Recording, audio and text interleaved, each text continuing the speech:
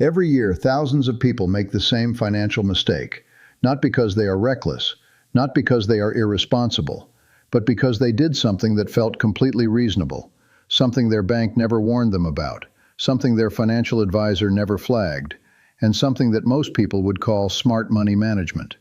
They took out too much cash at once, and for some of them, that single decision cost them anywhere from $2,000 to over $20,000 in penalties, taxes, and lost benefits they never got back. Here is what almost nobody tells you. The moment a large withdrawal leaves your account, whether it comes from your savings, your retirement fund, your pension, or your investment portfolio, it does not just move money. It triggers a chain reaction inside three separate financial systems that most account holders do not even know exist. And by the time you see the consequences, the window to stop them has already closed. This is not a story about being irresponsible with money. This is a story about a hidden rule that was designed for a different era, that is still fully active today, and that treats your own money as a potential threat the moment you try to access too much of it at once. Let me explain how the system actually works. When you deposit money into a bank account, a retirement account, or any government-administered savings program, that money falls under a layered set of reporting and tax rules that almost no one reads and almost no institution explains up front. At the federal level, the IRS has specific thresholds that classify large cash withdrawals as reportable financial events. Financial institutions are legally required to file a currency transaction report, known as a CTR, for any single cash transaction that exceeds $10,000. That report goes directly to the Financial Crimes Enforcement Network, a division of the United States Treasury Department. Now here is the first thing most people get wrong. They hear $10,000 and they think the rule only applies to criminals.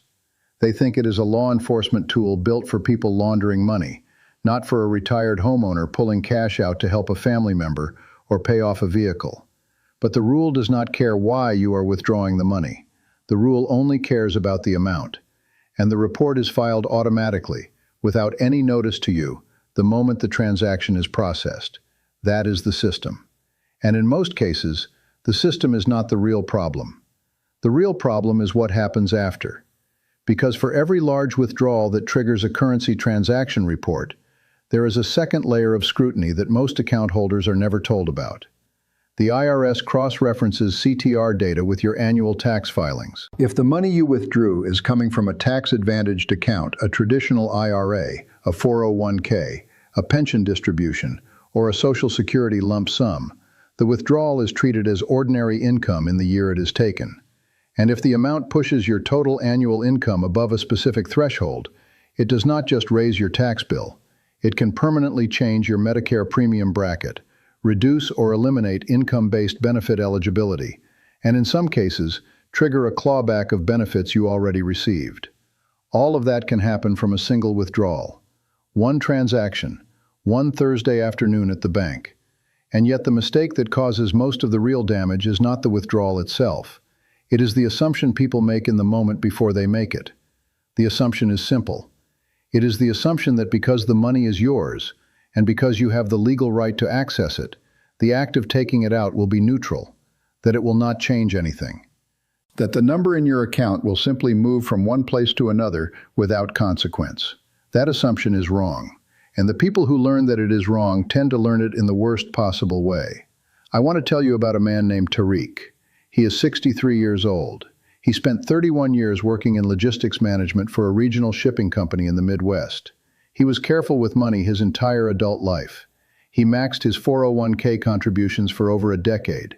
He paid off his mortgage 7 years before he retired. By every reasonable measure, Tariq did everything right. In March of last year, his daughter needed urgent help, a medical situation, the kind of thing that does not wait for a payment plan. Tariq did what any father would do. He went to the bank and withdrew $42,000 in a single transaction. And that is when everything started to unravel. What happened to Tariq did not happen all at once. That is the part that makes it so difficult to understand, and so difficult to reverse. The consequences did not arrive as a single letter or a single penalty. They arrived in stages, the way water damage works its way through a wall invisible at first, and then suddenly everywhere. The first thing that happened was the tax bill. Tariq's $42,000 withdrawal from his traditional 401k was treated by the IRS as ordinary income for that calendar year. Before that withdrawal, his total annual income, a combination of part-time consulting work and early pension distributions, sat comfortably at $31,000. After the withdrawal, his reported income for that year jumped to $73,000. That single number change pushed him from the 12% federal tax bracket into the 22% bracket for a significant portion of his income. His tax liability for that year increased by over $6,000 compared to what he would have owed if he had never made the withdrawal. But the tax bill was not even the most damaging part. Because Tariq was 63, he was not yet on Medicare. He was enrolled in a marketplace health insurance plan, and his monthly premium was subsidized based on his projected annual income. When the IRS processed his tax return and saw his actual income for the year, $73,000 instead of $31,000, the subsidy was recalculated. Tariq owed back the difference between the subsidy he had received and the subsidy he was actually entitled to at his real income level. That recapture amount was just over $4,200, collected directly from his federal tax refund. In total, a withdrawal he made to help his daughter during a medical emergency cost him more than $10,000 in taxes and subsidy recapture that he had no way of anticipating at the counter of his bank. Tariq's story is not unusual. According to data published by the Employee Benefit Research Institute, nearly 1 in 3 early retirement account distributions results in a tax outcome the account holder did not expect, and the average unexpected tax cost associated with large lump sum withdrawals from tax-advantaged accounts is between $8,000 and $14,000, depending on the account type and the individual's income baseline in the year of withdrawal. The financial system is not designed to warn you at the point of withdrawal. The bank teller who processes your transaction has no legal obligation to explain the downstream tax consequences. The institution's compliance system is built to protect the institution, not the account holder. And the IRS notification, when it comes months later in the form of a tax bill that is due immediately. Here is what the people who navigate this correctly do differently. They do not withdraw large sums in a single transaction. Instead, they spread distributions across multiple calendar years, keeping each year's total withdrawal amount within a range that does not trigger a bracket shift or a benefit recalculation. A $42,000 need does not have to be a $42,000 withdrawal in a single year. It can be split $21,000 in December and $21,000 in January, and that single structural decision can preserve the tax bracket, protect the subsidy, and eliminate the recapture liability entirely.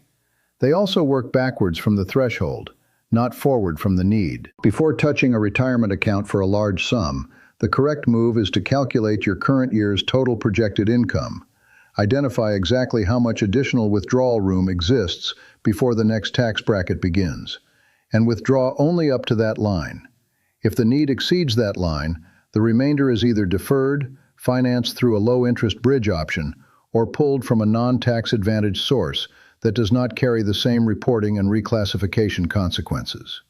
And when a large withdrawal is unavoidable, when the situation is urgent, when the amount cannot be split across years, when time does not allow for careful planning, the protection move is to immediately increase your withholding or make an estimated tax payment in the same quarter the withdrawal occurs. That single action prevents the tax liability from compounding with penalties for underpayment, which is a separate and entirely avoidable cost that adds an average of $800 to $1,200 to an already painful tax bill.